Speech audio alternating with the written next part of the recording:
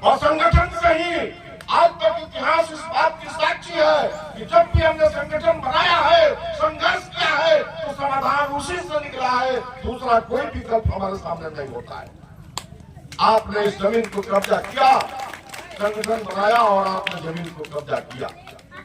आज चाहे वो केंद्र की मोदी सरकार हो, अब बिहार की सरकार नीतीश के बारे में हंसी आ जाती है।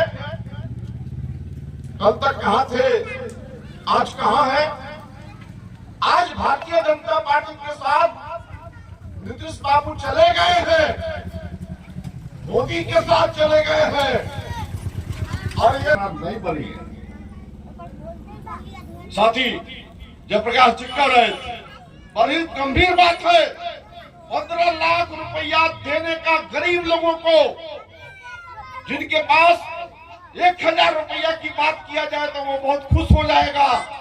15 लाख रुपया उनके खाते में देने का 2014 में झांसा देकर मोदी चुनाव जीत गए, प्रधानमंत्री हो गए। 19 में तमाम बेरोजगार नौजवानों को 2 करोड़ रोजगार प्रति साल देने का और किसानों को 2022 तक उनकी आमदनी को दुगुनी कर देने का झांसा देकर फिर मोदी चुनाव जीत गया। अब वो भेड़िया फिर आया है और एक नया छलावा लाया है।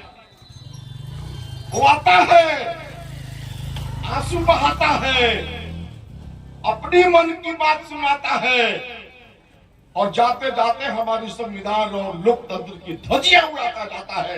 यही तो उसका इतिहास है। अब फिर आ रहा है। अब वो कह रहा है कि हम भगवान राम को 500 साल बाद लाए हैं।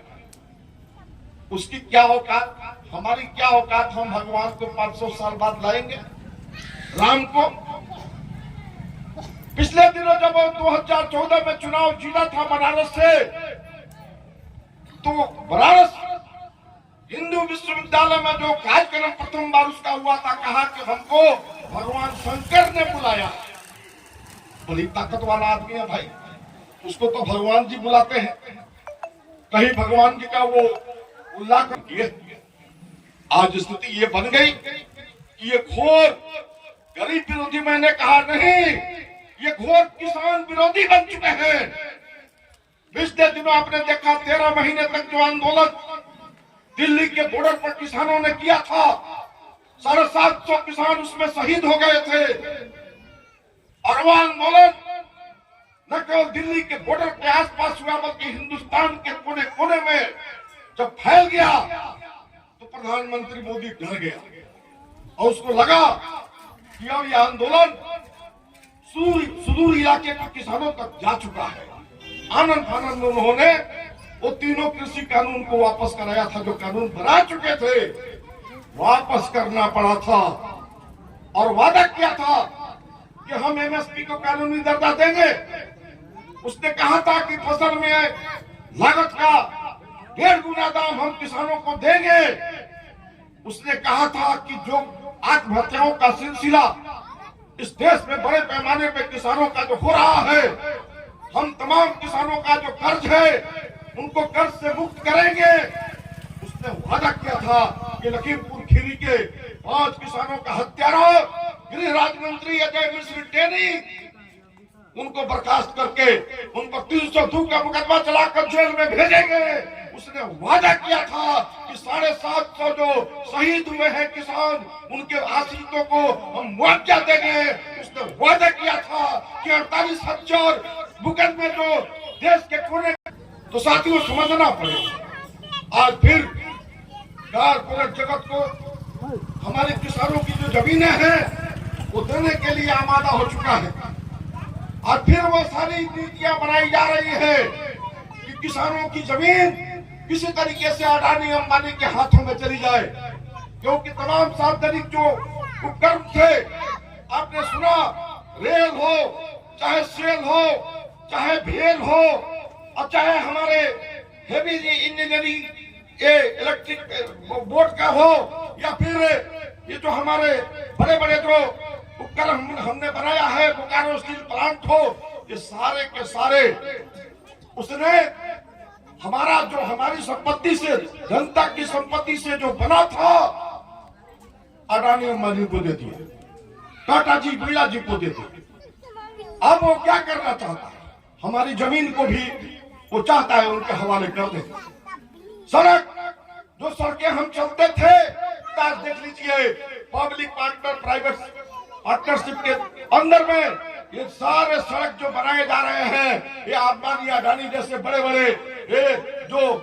बड़े जो ठेकेदार जो हैं, एलएनटी के लोग हैं, उनके हाथों में दे दिया और हर जगह टोल टैक्स लग रहा है। सड़क पर आप जाइएगा और नया सिरा से आपको 100 रुपया 200 रुपया सड़क पर जाने के लिए लग रहा है। ये क्या हो रहा है? हम कहाँ बैठे हैं? हम थोड़ा भी नहीं सोचेंगे। हम तो इस मुकाम पर भी नहीं सोच रहे हैं कि खाने की सामग्री जो है, वो खाने की सामग्रियों पर नून, तेल, नमक, मसाला, इन चीजों पर कोई टैक्स पहले नहीं लगता था। खाने की सामग्री जो है वो हमको ऐसे बिना टैक्स के मिलते थे। कपड़ा जो हम पहनते हैं बिना टैक्स के मिलते थे। अब सभी पर 18% और 28% टैक्स लगा दिया गया। एक एक गरीब, आप अगर तेल खरीदने जाते हो, मसाला खरीदने जाते हो, हर चीजों पर जो बंद जो पैकेट है, हर चीजों पर टैक्स आप दे रहे हो। और एक एक गरीब अगर 100 रुपया का आप सामान खरीद रहे हैं तो की तो 18 रुपया और नहीं तो 28 रुपया आप सिर्फ टैक्स में दे रहे हैं। एक एक लोगों से पैसे ऐंठने का काम ये मोदी सरकार कर रही है। हम कहा, हम नहीं सोचेंगे अपने बारे में। और हम महंगाई बढ़ रही है, जब हम कहते हैं उसके सेहत पर कोई असर नहीं पड़ता। हम कहते हैं बेरोजगारी बढ़ गई, मोदी सरकार भाजपा सरकार के सेहत पर कोई असर नहीं पड़ता। हम कहते हैं